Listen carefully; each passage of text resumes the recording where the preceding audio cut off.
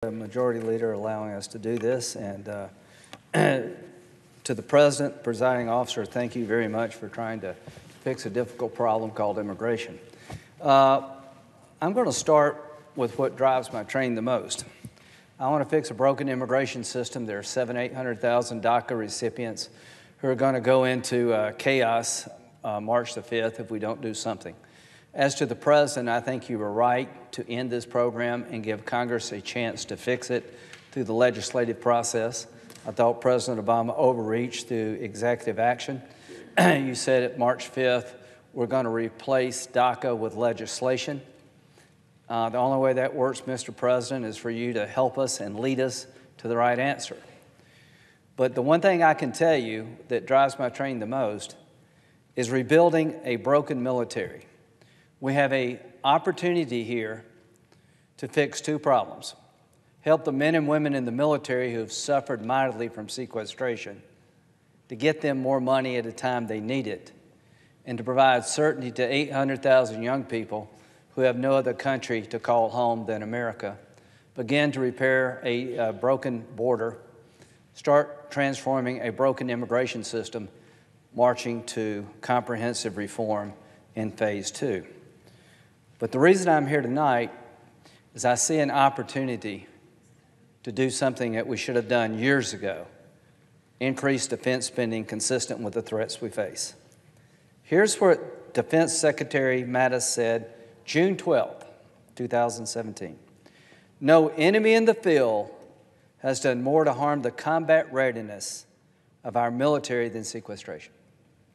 Congress has shot down more planes and sunk more ships by denying the military the assets they need to build new equipment, to replace old equipment, to keep people in the field in the fight, and other people trained, ready to go to the fight. General Milley, the Chief of Staff of the Army, said, if we return to sequestration, the Army will be required to draw down end strength even further, reduce funding for readiness, increase the risk of sending untrained and poorly equipped soldiers into harm's way.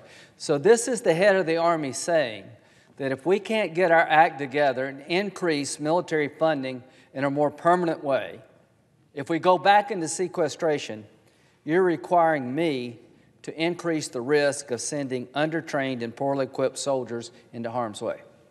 If that doesn't motivate you, what will? Permanent relief from the Budget Control Act with predictability funding is absolutely critical to rebuilding Air Force capability, capacity, and readiness. We have lost a lot of capacity. Our readiness is at an all-time low because we're having to rob Peter to pay Paul to keep the planes in the air in the Air Force. The Budget Control Act and cap sequestration has cost us between $4 and $5 billion due to the starting and stopping of acquisition programs, the inability to start new programs. That's the Navy Secretary, October 28th. I could go through line by line what's happened under sequestration. 62% of the F-18s in the Marine Corps and the Navy can't fly because we don't have enough spare parts. We have a chance here to fix that problem. To my Democratic colleagues, I am convinced that you care about this too. I am convinced that you will work with President Trump to increase military funding and the Majority Leader, Senator McConnell. I want to thank Senator McConnell for putting a number on the table consistent with the problems we face in the military. It's $130 billion over 2 years. To my Democratic friends, I do expect you to get some non-defense spending increases because sequestration has hurt across the board. The NIH has been kept alive because of a bipartisan effort. The FBI will have less agents this year than they did in 2013 because of sequestration. The CIA, the NSA, all of these defense programs under the non-defense portion of the budget have suffered, and they need help too. So what I would like to do is to ask the Congress to stop the S show and grow up. Act consistent with the greatness of this country. Find a way to work together on a layup. If you're looking for political cover to deal with increased military funding, 70% of the people plus believe we need more military funding. If you're looking for political cover to deal with the DACA population, 82% of the DACA population are supported by the public. 82% of the public supports a pathway to citizenship for the DACA population. I can't find too many issues that poll like that. This is Fox News poll, which means it's true. 79% of Americans and 63% of Trump voters favor granting citizenship to legal immigrants under 30 who are brought here as children. 63% of Trump voters understand that we need border security, but they have no animosity toward these young people who came here at the age of 6 on average and literally have lived their lives here with no place else to go. And here's the good news. We'd be crazy to want them to leave. If you met any of these DREAM Act kids, the last thing you want them to do is leave. There's some bad people in every population. There are 900 people in the population of DREAM Act DACA kids that are in the military. 20,000 teachers. So on March 5th, I don't want someone to have to deal with the fact that a 5th grade teacher who everybody likes has got to leave the country. That's insane. So I know that my Democratic colleagues will support more defense funding with the understanding that the Congress, through legislation, deal with the DACA problem. And that they're willing to put money into the system for border security. They're willing to make a down payment on changing our immigration system to more merit. At the end of the day, there is a deal to be had. It just needs to be done. And the reason this bipartisan group that I'm a part of came about is because nobody was doing much of anything. I'm not getting in anybody's way. We've had months to figure out what to do. Just a couple of weeks ago, less than a couple of weeks ago, the 4 whips of the House and the Senate began to work on this. To be honest with you, that's a bit late. As to the President, we can't do this without you. This was one of the centerpieces of your campaign, immigration. President Obama tried and failed, and I appreciate his effort. President Bush tried and failed, and I appreciate what he did, and I worked with both of them across the aisle to pass bills that went through the Senate with 60-plus votes to only go to the House and die. I'm tired of that scenario. To my House colleagues, I know this is tough politics for you, but if President Trump can find a way to lead us to a solution, I think it will allow the House to finally act. On Tuesday, we had an unusual meeting with the President of the United States, where about 40 members of the House and the Senate from both sides of the aisle spent 55 minutes on national TV watching President Trump listen, cajole, and urge us to find a bipartisan solution. This is what he said Tuesday. This should be a bill of love. Truly, it should be a bill of love, and we can do that. But it also has to be a bill where we're able to secure our border. You're right, Mr. President. Security and compassion are not inconsistent. As a matter of fact, you don't have one without the other. Let's do phase 1 and go to comprehensive tomorrow. He urged us to come up with a bipartisan product, and he wants to sign it. President Trump on Tuesday showed a command of the issues, the right approach to a difficult problem, urging us to work together in a bipartisan fashion, talked about security is essential, but understood that compassion and love have to be part of this because these kids literally have no place to go. They have put their roots down in America. They were brought here by their parents, And I don't believe President Trump wants to kick them out March the 5th. To my friends at the White House, on 4 January, we had a meeting of Republicans with the president. And I went over the bipartisan proposal that I was working on with Senator Durbin, Gardner, Flake, Bennett, and later Senator Menendez. Nobody was surprised as to what we were doing. I said, this is a good position to start from. Can it be made better? Yes. Senator Tillis and Lankford have the Succeed Act. We met with them, and I think we adopted a lot of your good ideas. So at the end of the day, the DREAM Act by Senator Graham and Durbin became more like the Succeed Act. Thursday, about 10 o'clock, I get a phone call from Senator Durbin. I just talked to the president to let him know that we've reached an agreement. On 4 January, I said we're 99% there. Senator Durbin called me, said I had a good conversation with the president. He wants to hear what we've done. He's encouraged by it. And I made a request to go to the White House. General Kelly came over at about 11. I went through the proposal, which had been shared numerous times. And he said, what about this? What about that? I said, it's all about getting the process started. General Kelly, we're not going to get comprehensive on our side for DACA. We're not going to give them 11 million legal status and hope one day we'll deal with border security and merit-based immigration. We got to have a phase one that's a down payment on all the 4 areas outlined by the president. By the time we got there, at noon, there were more people at the meeting. And all I can say is what happened between Tuesday and Thursday, I don't know. Between 10 and 12, I don't know. But it took us in the wrong direction. The president that I saw on Tuesday is the man that can close this deal and lead this country to get an answer that Obama and Bush could never get.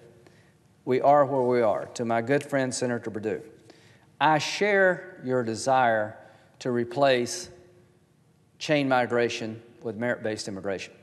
One day we'll have a system where the nuclear family gets green cards, which will free up millions of green cards for a workforce we desperately need.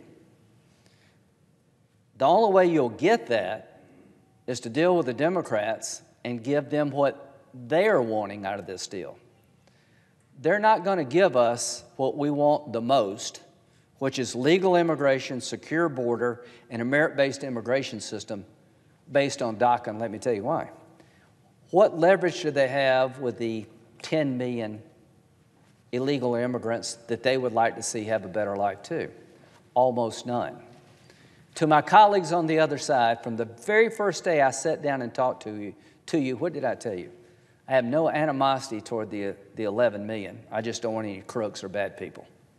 Let's get them right with the law. Let's transition to a system. We do not do this every 20 years. Let's secure our border, increase legal immigration, have an e-verify system that works and put people in jail who are illegals in the future. Let's give the 11 million who can come out of the shadows and not criminals a chance to get right with the law by paying a fine, passing an English proficiency exam over time, getting in the back of the line of the country where they come from, and 10 years later, they can apply for a green card. A pathway to citizenship that I think would be earned. How did 11 million people get here? They did not sneak up on us. If you know anything about the economy of South Carolina, there's a lot of tourism, and it's a heavy service industry. If you go to a golf course in South Carolina, you'll see beautiful golf courses maintained by good people. And you're going to see mostly Hispanics. If you go to a meat packing plant in South Carolina, you're going to see people doing a job you wouldn't want, making a decent living, working really hard, and most of them are Hispanic. How did this happen? Most of us looked the other way. as people came to our country trying to better their lives. Some crooks, some rapists, some drug dealers, mostly really good people trying to improve their lot in life. And all I ask is that we fix this system once and for all so we don't have a third wave 20 years from now, but deal with the reality that these people are here, they've been here for a long time, and America always needs good people, not just from Norway, but from all over the world. We need a reliable partner at the White House. General Kelly, I admire greatly. He lost a son in the service to our nation. He's been leading Marines in combat for decades. He's new to being Chief of Staff. Did a heck of a job creating order out of chaos. But at that meeting, he said something I take exception to. You got to stop fiddling. General Kelly, as much as I admire you, for 10 years, I and many others in this body have been trying to find a way forward to fix an immigration system that's broken, to turn it into a merit-based immigration system over time, to get the 11 million right with the law, increase legal immigration so employers don't have to cheat, and make our nation better and stronger. So I haven't been fiddling. What I asked the White House is find out what you're for. I can't read your mind. This proposal just picked up support from more Republicans. We didn't write the Bible, but we gave the president his funding for FY18 for the wall and security outside the wall. I don't believe we're going to get $10 or $20 billion funded in 1 year. I don't think that's possible. We began to break chain migration within the DACA population. We limit green cards to the nuclear family, which is a down payment on a merit-based immigration system. We eliminate the diversity lottery because it's a bad way to give out visas. And we took those 50,000 visas and said, why don't we do the following? Create a merit-based program for underserved countries who are mostly in Africa. Here's what I believe. Merit-based immigration all over the world, not just in Europe. What's made us special and unique is that we come from everywhere. We're nobodies where we came from, and we can be a somebody here. And I've said a couple of times, and I'll say it again, Norway's a great place. If you're from Norway, you're a Norwegian. If you're from America, what are you? You will not know us by the way we look. You will not know us by the way we talk, because Dick Durbin has an accent. We talk differently. We look differently. But we have a lot in common. And out of the many, we've become one.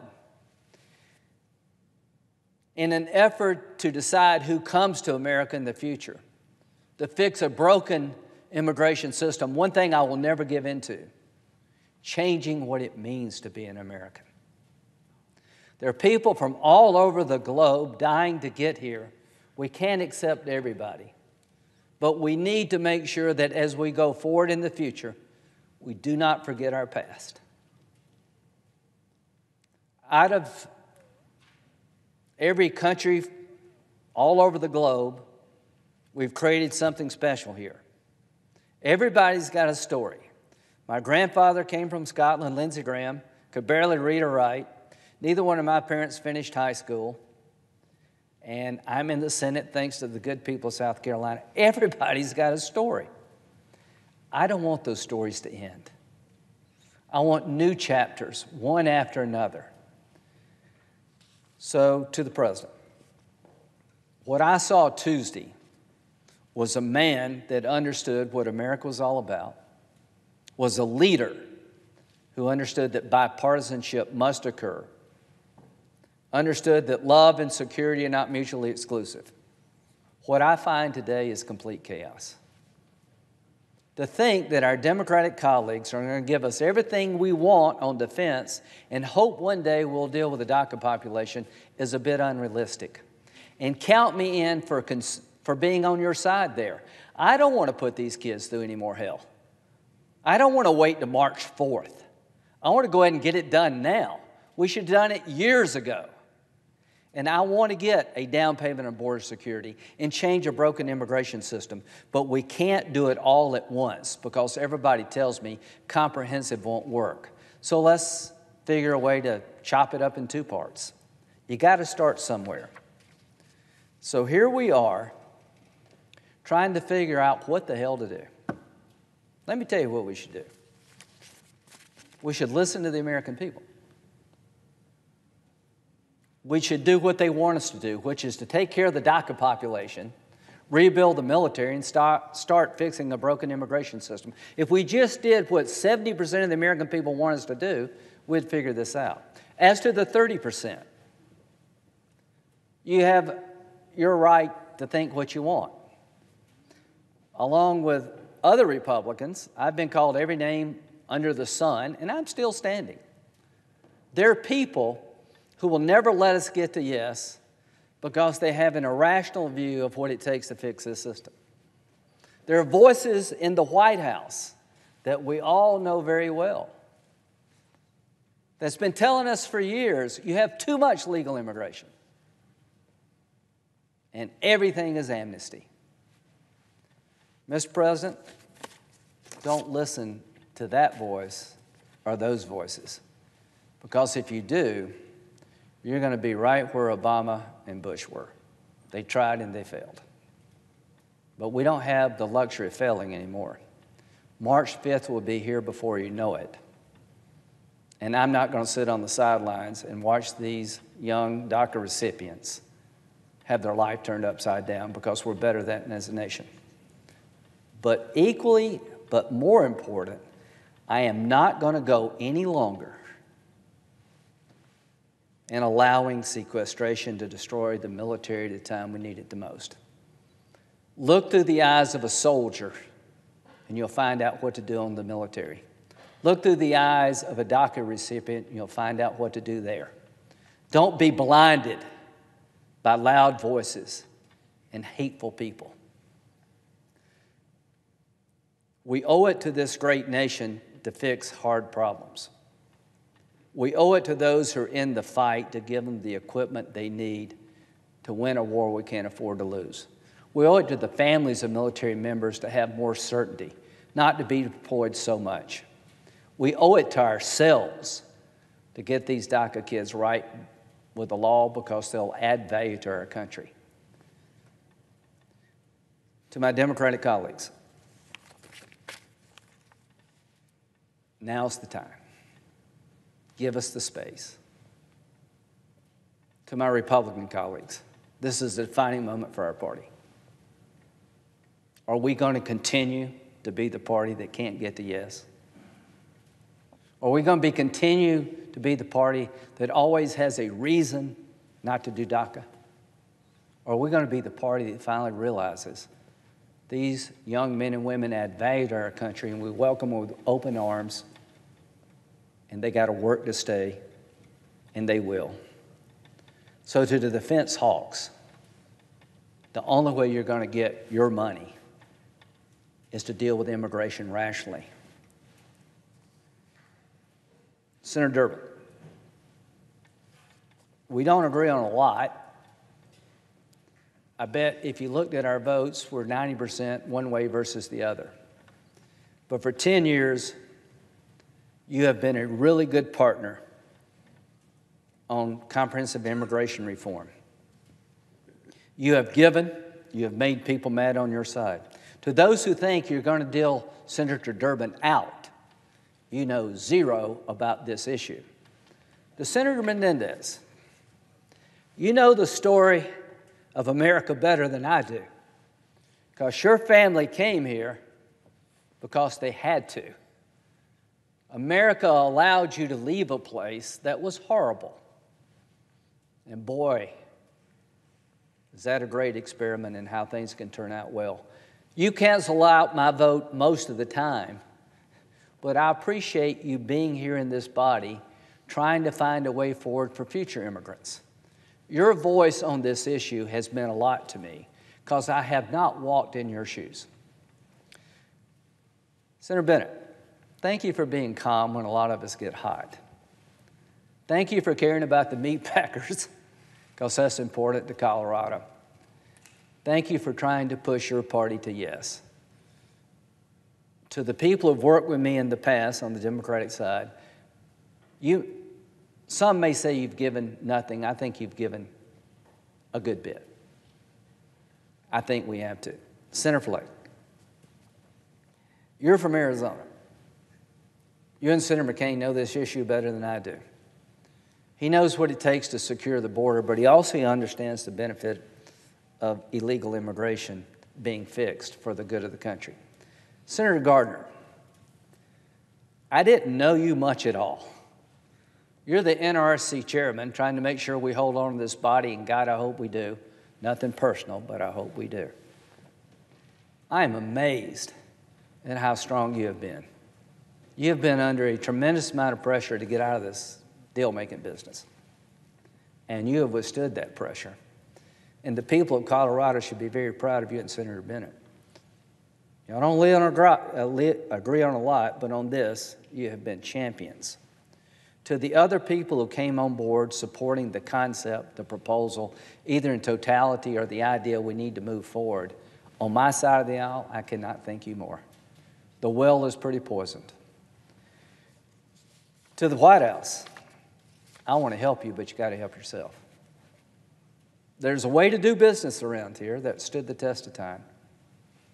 And there's some things that will hurt you over time. When people want to help you, you may not agree with them, but you know they want to help you, take the help. When people disagree with you, understand there's always tomorrow. To President Trump, you won the election, you beat me.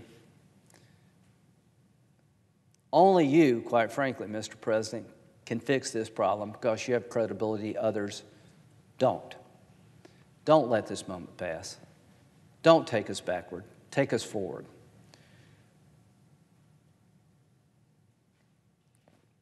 Thank you all for trying really hard for a long period of time to do the right thing.